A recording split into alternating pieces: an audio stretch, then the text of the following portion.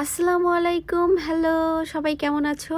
তো আজকে এই আপুটার হলুদের মেকওভার সম্পূর্ণ তোমাদের সাথে শেয়ার করব। আপুটা হচ্ছে বগুড়াতেই থাকে, তো ওইখান থেকে সে ফেসিয়ালটা নিয়েছিল কিন্তু ভুরু প্লাকটা করেনি। ওর হচ্ছে শ্বশুরবাড়ি থেকে মানা ছিল দেখে ভুরু প্লাকটা আর করে নাই। তো আপুর সাথে হচ্ছে আপুর ফুপি এসেছিল, তো আমি ওনাকে বললাম যে ভুরু প্লাকটা না করলে আই মেকআপটা ভালো আসবে না আর দেখতেও খারাপ লাগবে অনেকটা। যতই আমি হাইড করি তারপরেও একটা ব্যাপার থাকে যেটা ভালো আসে না, ভালো লাগবেও না।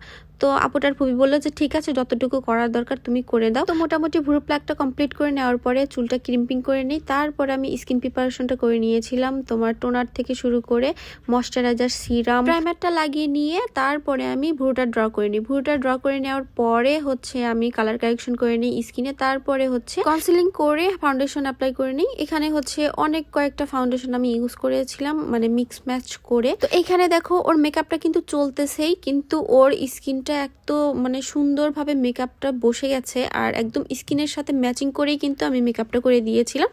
আর হ্যাঁ, অনেকেই বলতে পারো যে আমি ফিল্টার দিয়েছি, এখানে কোনো ফিল্টার নেই, আমি কোনো ফিল্টার ইউজ করি নাই। এখানে হচ্ছে আপু যখন আমি ভিডিও করেছি তখন আপুর ফুপিও দেখেছে যে আমি কোনো প্রকার কোনো ফিল্টার ইউজ করি নাই। আমি কিছু কিছু ভিডিওতে দেখি যে সবাই হচ্ছে যে টিকটকের ফিল্টার, তারপরে হচ্ছে স্ন্যাপচ্যাট এগুলো ইউজ করে। আমি কিন্তু ডাইরেক্ট সরাসরি ভিডিও করেই তোমাদের সাথে শেয়ার করলাম।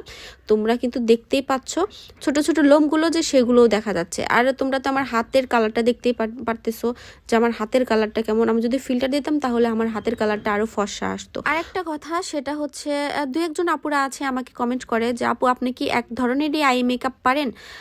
না আপু, আমি এক ধরনের আই মেকআপ পারি না, আমি একজন মেকআপ আর্টিস্ট। আমি সব ধরনের মেকআপই করে দিতে পারি। আপনারা আমাকে যে কোনো আই মেকআপ দেখাবেন আমি সেম ওইটাই করে দেব। হ্যাঁ, এটাই হচ্ছে একটা মেকআপ আর্টিস্টের গুণ।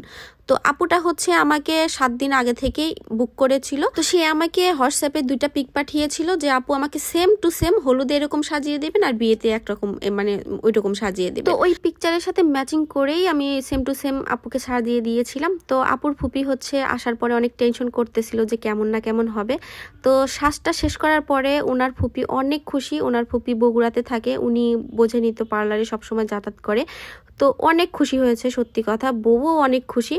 তো তারপরে ওনার ফুপি আমাকে জড়িয়ে ধরে অনেক আদর করে চলে গিয়েছিল।